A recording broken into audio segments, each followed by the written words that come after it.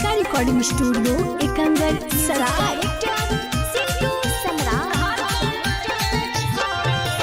होते बियाहवा चल जाइनी चार चक्का चढ़ के छौड़ी एगे होते बियाहवा चल जाइनी चार चक्का चढ़ के छौड़ी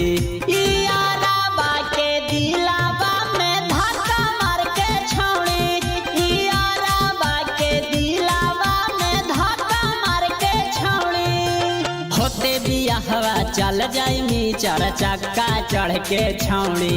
एगे होते बियाहवा चल जाइनी चार चक्का चढ़ के छौड़ी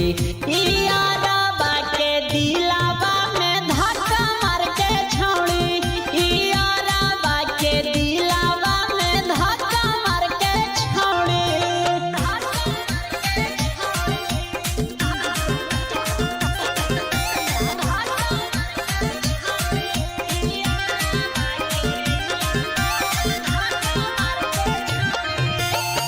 अपने तपियावा जोरे मनई में सोहागरा तगे नैहर में यारवा रोतौ माथा पधा के हाथ गे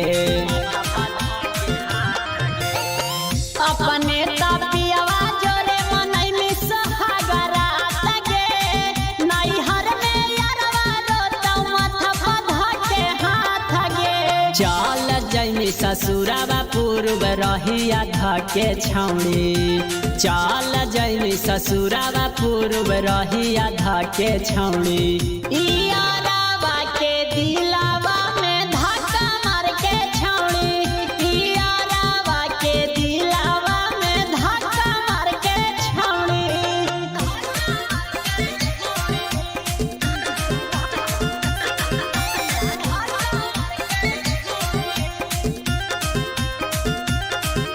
इसका रिकॉर्डिंग स्टूडियो एकंगर सराय। मंगिया में भरले मी भखरा से नूरावा पियावा के गमछी में जोड़ले मी अचारवा मंगिया में भरले मी भखरा से नूरावा पियावा के गमछी में जोड़ले मी अचारवा रितेश दीवाना या रोशन पुजारी में माचिस मार के छौड़ी रितेश दीवाना या रोशन पुजारी में माचिस मार के छौड़ी यारा बाके दिलावा में धक्का मार के छौड़ी यारा बाके दिलावा में धक्का मार के छौड़ी। इसका रिकॉर्डिंग स्टूडियो एकंगर सराय।